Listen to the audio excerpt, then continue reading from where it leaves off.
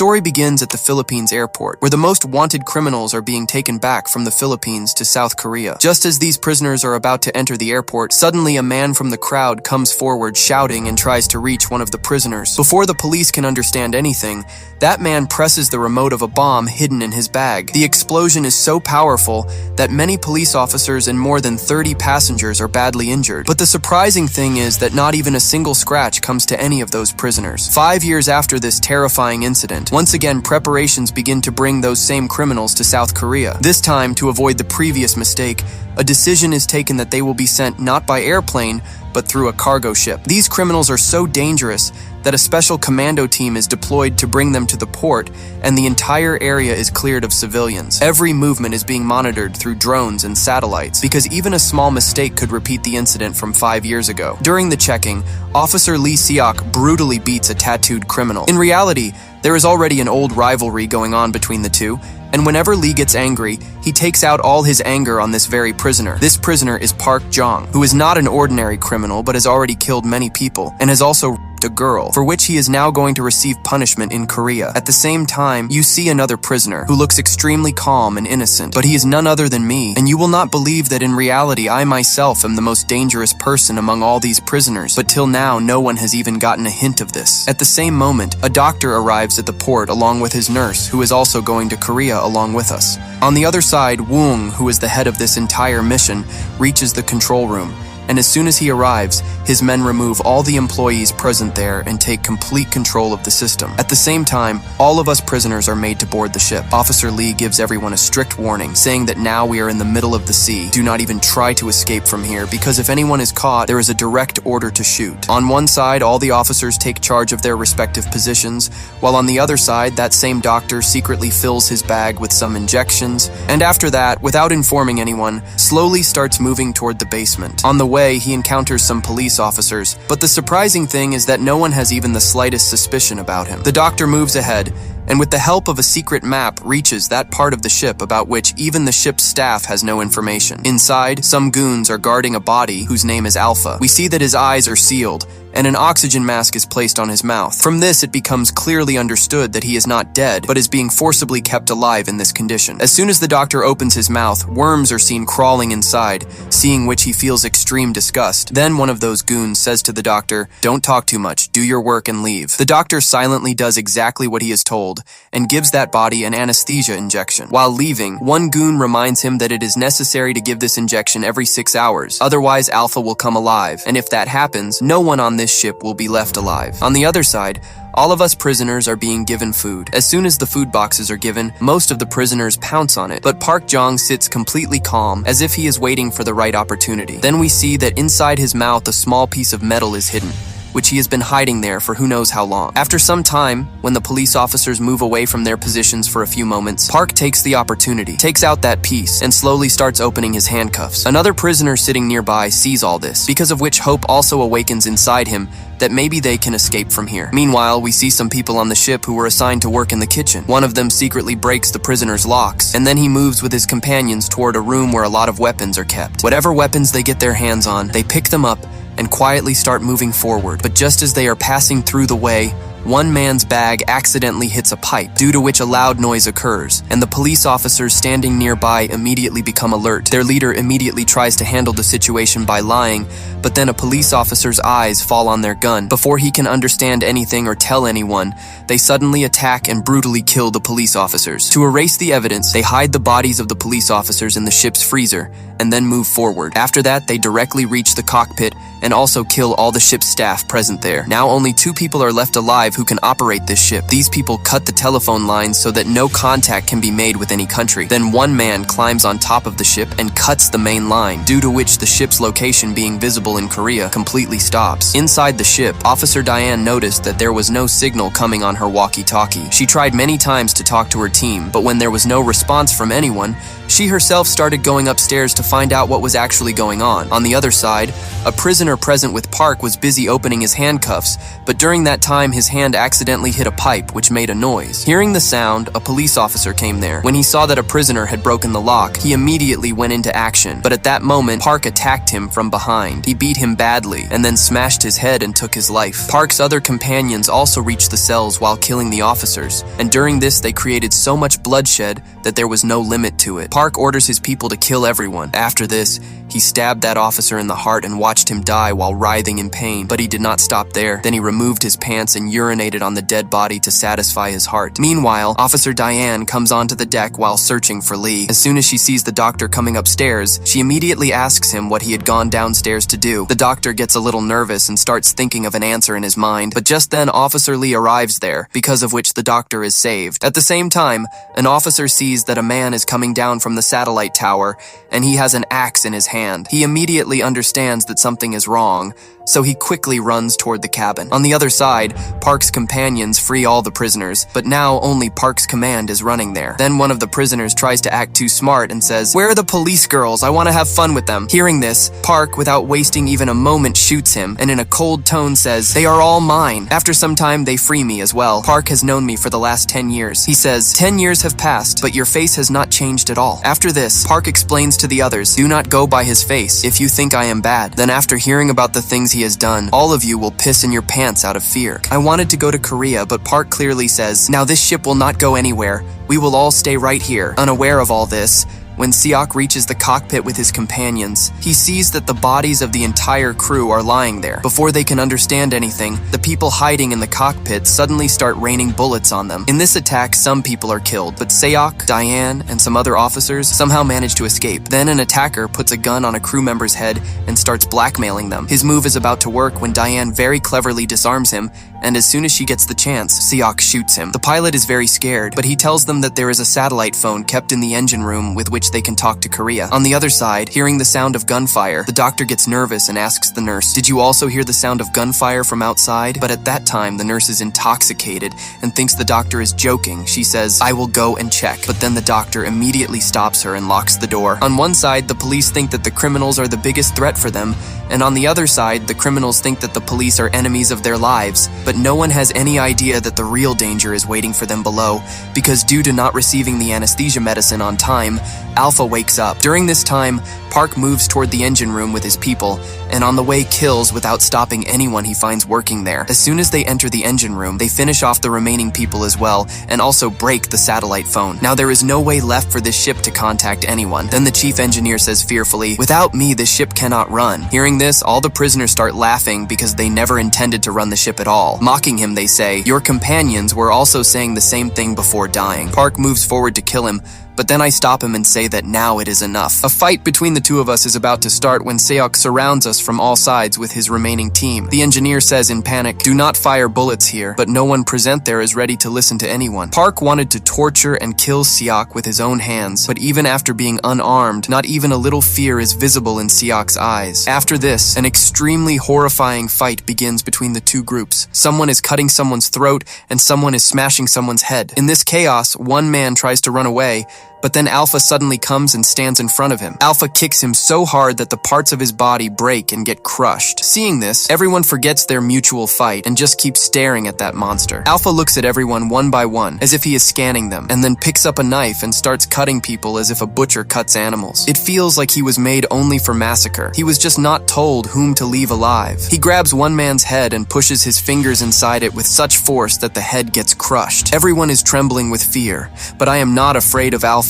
even a little. When Seok tries to attack him, Alpha brutally kills him as well. Park fires several bullets at him one after another, but not even a single scratch comes to Alpha. Instead, his wounds were healing very rapidly, which was making it even more difficult to kill him. The rest of the people somehow managed to escape to save their lives, but Alpha did not stop chasing Park. Now both of them were standing face to face, but the mad Park still did not understand that defeating Alpha was not within his capability. Alpha breaks both of his hands with a heavy hammer and then repeatedly hits him with the same hammer, crushing his head completely. Before Seok could understand anything, Alpha grabs him and his life is almost about to be lost when I jump in between and somehow save his life. Diane fires bullets at him, but Alpha's body is moving and healing itself so fast that it makes no difference to him at all. His body is so heavy and powerful that an ordinary human cannot even move him. All of us somehow run away to save our lives, and I try to close a thick iron gate. Alpha uses all his strength to stop it, and it feels like he will break the door. Then I gather all my courage and kick him hard, and at that very moment the door gets shut. Meanwhile, Wong tracks that ship in the middle of the sea with the help of a satellite. As soon as he sees the images,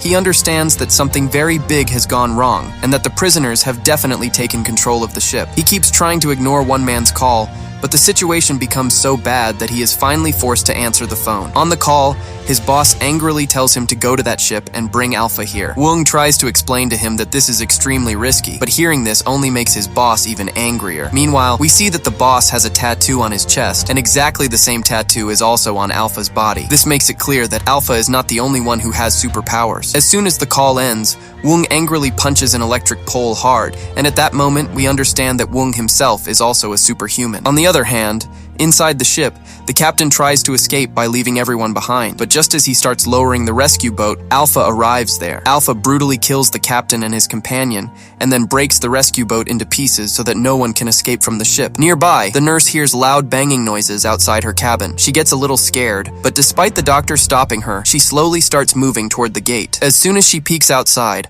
Alpha grabs her by the neck and squeezes so hard that the veins in her throat burst. Seeing this horrific scene, the doctor's eyes remain wide open in shock. He realizes that if he stays there even for a moment, his fate will be the same. In this fear, he runs away with all his strength, and eventually collides with Officer Seok, who is wandering inside the ship while looking for him. Seok asks the doctor, "What do you know about him?" And in response, the doctor tells him everything truthfully. He says that Project Alpha was an illegal experiment run by a company called Eon Genetics. In the beginning, this company claimed to make a pill that could keep humans young for 10 years, but under this cover, they were creating superhuman weapons. They had received many injuries, but the doctor says that he left his first aid kit in the basement itself. Hearing this, Seok says, "You people go down, I will go up and see if anyone is still alive." And at the same time, we see that some female prisoners cleverly take the officer who was keeping an eye on them hostage. Outside, 2 more prisoners are standing guard when suddenly they hear someone kicking the gate loudly. Before they can understand anything, the gate breaks open and flies straight onto one of the prisoners. Alpha climbs on top of him and mercilessly crushes his face under his feet. Meanwhile,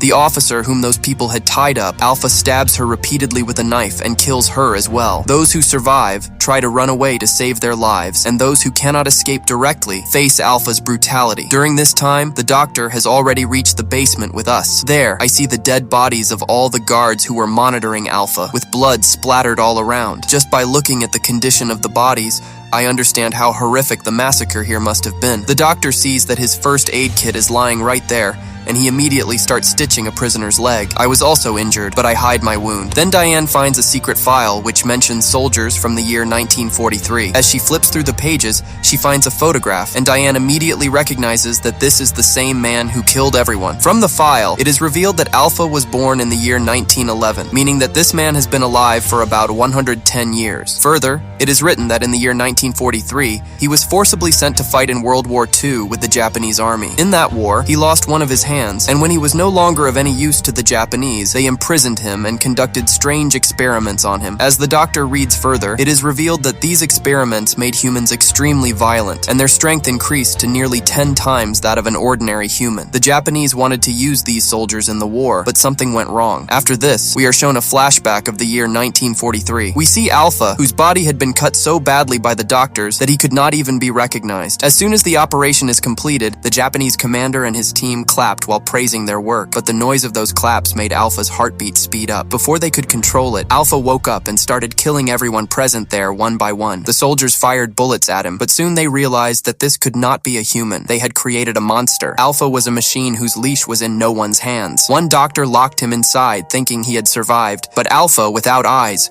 shot him straight in the middle of his head, and he collapsed right there. After this, how he came to this ship was a mystery in itself. On the other side, Seok reaches the female prisoner's cell, but there too he finds only dead bodies. One had been killed in such a way that the poor woman could neither run nor defend herself. Meanwhile, the remaining people come into a lift while trying to save their lives. The lift is just going down when Alpha jumps onto it and cuts its cable, causing the lift to get stuck in the middle. After that, he tears the iron like it was paper. He grabs one person and pulls him upward and starts tearing him apart. COK arrives late. He first helps the female prisoner get out of the lift, but saving the life of the other prisoner is not that easy. That prisoner also understands this. That is why he holds Alpha back to save both of them. Soon the lift breaks, and both of them fall straight down several feet. The explosion is so loud that its sound is heard all the way to the basement. When Seok looks down, he is still alive. At the same time, Wong has reached the ship with his men, and before landing, his men inject themselves with super soldier serum, which gives them tremendous strength for a short time. Here, Seok somehow reaches the kitchen while saving his life from Alpha. He locks the door from inside and tells the female prisoner to hide inside the freezer. After some time, Alpha breaks the door and enters inside. Seok fires bullets at him continuously, but not a single bullet has any effect. Alpha lifts him and slams him all over the kitchen, badly injuring him, yet Seok does not give up. He stabs Alpha in the hand with a knife,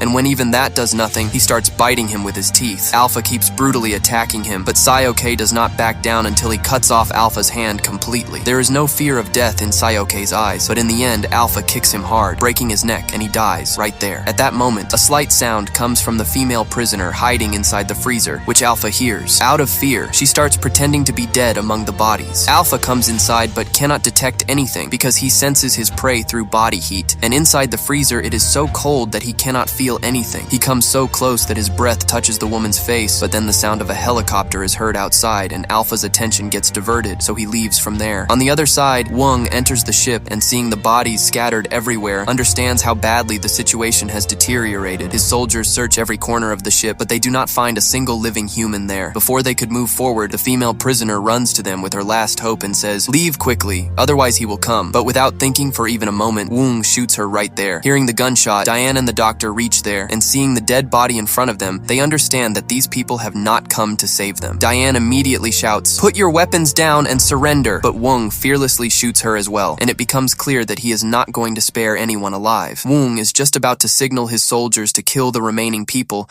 when I move forward at super speed and stop them. Seeing this, Wong is shocked and starts thinking, "Who is this?" He tears my clothes apart, and as soon as he sees the same mark on my chest, the expression on his face changes. He realizes that I am also one of them, and that I deliberately came onto this ship to reach them. Wong looks at me carefully and suddenly remembers everything. He recalls that years ago, two gangs clashed with each other, where people from both sides kept killing each other brutally. I was also among those who died. Wong had all the bodies collected and sent for experiments. Out of all the bodies, I was the only one on whom their medicine worked. But when there was no movement in my body for many hours, they assumed I was dead and ordered that I be disposed of along with the other bodies. After that, everyone was taken to a pig farm, and something was sprinkled on the bodies so that the pigs would treat them as feed and eat them. At that moment, I regained consciousness. As soon as I heard them talking about killing me, I killed every man present there and escaped from that place. That was when I understood that I was no longer an ordinary human. Even then, I tried my best to ensure that no one found out about me, and I lived hiding from the world, but fate did not allow this. Soon, Wong found my family and killed my wife and my son. Everything that has happened from the beginning till now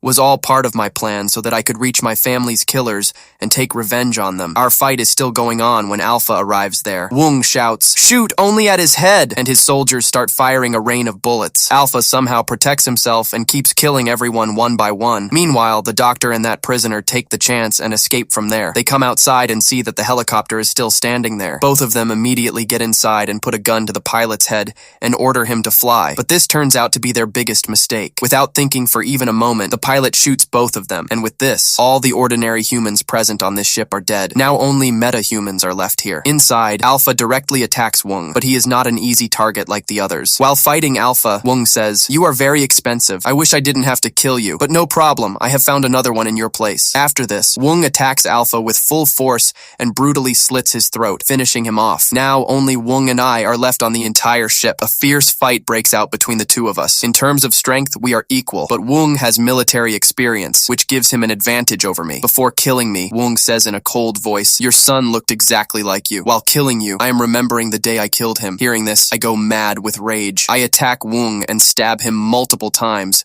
then kick him with such force that he breaks through the railing and falls straight into the sea. But I do not stop there. I jump into the sea after him and keep killing him until his breathing stops forever. After this dark night, when the sun rises the next morning, the horrific massacre that happened on the ship has become a national headline. Meanwhile, we see Wong's boss, who personally arrives there to inspect his new test subject. The scientist fearfully tells him that so much pressure can prove dangerous, and that working in this condition is impossible. But the boss calmly says that there is no need to be afraid. Everything is under control, and they will never be caught. After this, he goes into a closed cell where a child is kept imprisoned, and from here the biggest truth of the story is revealed. That day, Wong did not kill my son, because he too had superpowers from birth just like me. That is why, instead of killing him, he was kept alive and raised in captivity. While all my life I believed that my son had been brutally murdered, in the end, we see that the strong waves of the sea carry me to a deserted beach. Looking around, I realize that I have reached Korea. With this, the story ends here. If such dangerous experiments were done on you in my place, and you also got such powers, what would you do? Do share your opinion in the comments, and if you liked the video, don't forget to like it and subscribe to the channel.